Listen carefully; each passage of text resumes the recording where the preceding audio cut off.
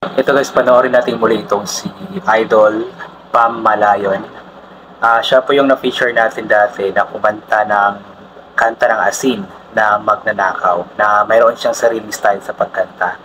So this time naman ang kakantahin niya, I believe, is kantang Mindanao ni Sir Freddy Aguilar. So panoorin natin si Idol Pam Malayon.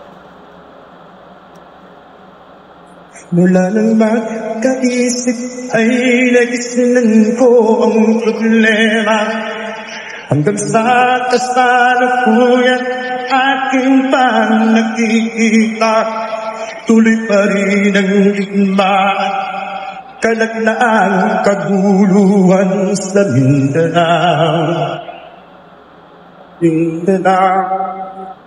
Galing talaga niya, no? Meron siya sariling style sa pagkanta talaga. Ang ganda pa ng kanyang suot, tribal.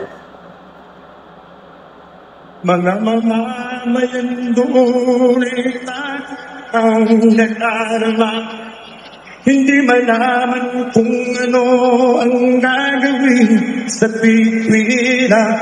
Mga taong walang malay, madalas na nadadamay sa Mindanao. Mindanao. Ganda ng kantang ito para ito sa Mindanao.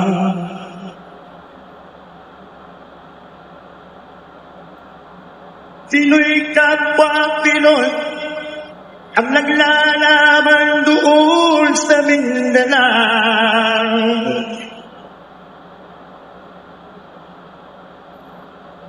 Marami ng dugo ang tumalag sa lupa ng Mindanao. Mindanao. Galing. Ang ganda ng boses. Mindanao.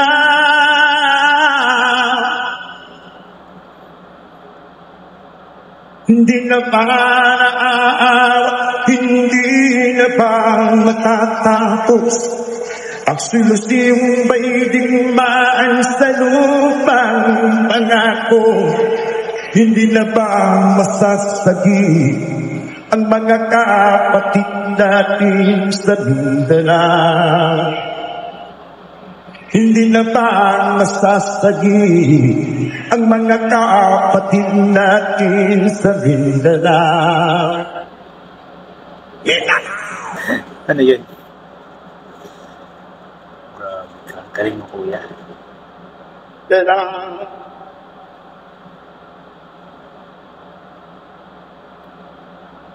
Pinoy kapwa Pinoy ang naglalaban doon sa Mindanao.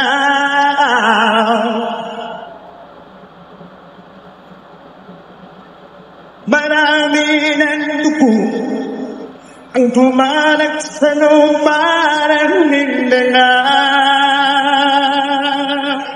Pinoy kapwa Pinoy ang naglalaban doon sa Mindanao.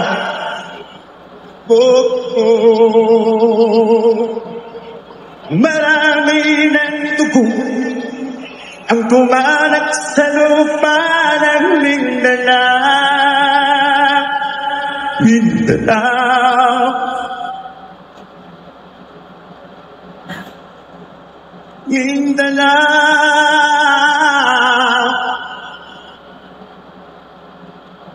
Mindanao.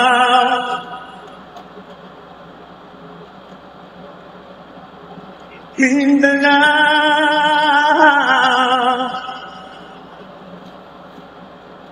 Mindanao. Mindanao.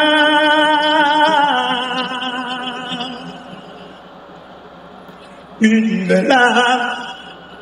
Galing ni Idol. Mindanao.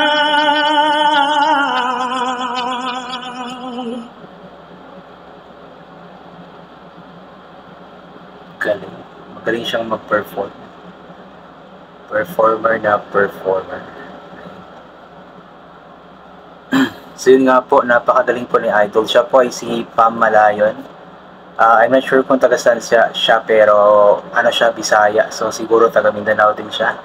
So yun, napakagaling talaga niyang kumanta. Yung boses niya, maganda yung quality, sobrang ganda. Tapos may sarili siyang style sa pagkanta. At the same time is napakaganda ng kanyang kinanta. Song na Mindanao by Sir Freddy Aguilar. So correction lang din sa kantang yun kasi marami kasing mga mga nag-aakala na magulo talaga ang buong Mindanao. So hindi po buong Mindanao yung magulo before ha. May mga parts lamang ng Mindanao na magulo. Until now may mga parts ng Mindanao na magulo, especially doon sa mga Muslim na mga lugar, Muslim provinces, Muslim cities, kasi nga po hindi nagkakasundo yung mga Muslim, especially yung nagkakaroon ng mga grupo yung mga Muslim, mga MNLF, MILF na tumututol nga po sa polisiya or patakaran ng ating gobyerno, kaya nag-aaway-away nga po kung kinakalaban nila ang gobyerno, kumbaga gano'n ba. Pero ngayon medyo okay na naman, medyo hindi na gaanong magulo, especially nung si President Duterte yung naging presidente, medyo naging maayos nga po mga tawag niyan, mga lugar na sinasabi natin noon na magulo talaga, mga lugar sa parte ng Mindanao. So anyway, napakagaling po ni Kuya Pam Malayon. Inulit ko nga po na yung kanyang style is iba, napakagaling. Yung kanyang suot is naka-tribal costume din po siya. So possible na isa siyang katutubo. And yung kanyang costume yung isa sa nagpapadagdag curiosity sa mga tao para panoorin siya. Kaya yung mga videos niya na ganoon, may mga suot siyang mga tribal costume is talagang nagte-trending. Kasi naka-curious yung mga tao. Kahit ako nga na-curious na, kaya napanood ko, tsaka yun, ginawa ko ng reaction video. So yun, kodo sa iyo, Kuya Pam Malayon, i-support nyo po siya. Pam Malayon po sa Facebook.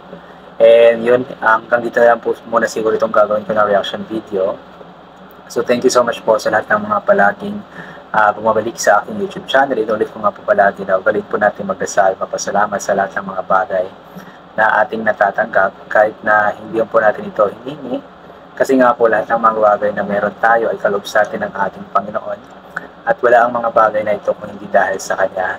And always bring pa yung kapote, sombrero, or anything na pwedeng maging proteksyon sa katawan kapag lalabas po tayo. Nang sa ganon, kapag napakainit po, hindi po tayo mainitan. O kapag biglang umulan, ay hindi po tayo mababasa ng ulan. And always take vitamin C para mag-boost ang ating immune system. At hindi po tayo matatamaan agad-agad ng kung ano-ano mga sakit-sakit. Especially nga po sa panahon ngayon na paiba-iba, yung napakainit tapos bigla na lamang po umuulan. So once again, hanggang dito na lamang po. God bless and bye for now po.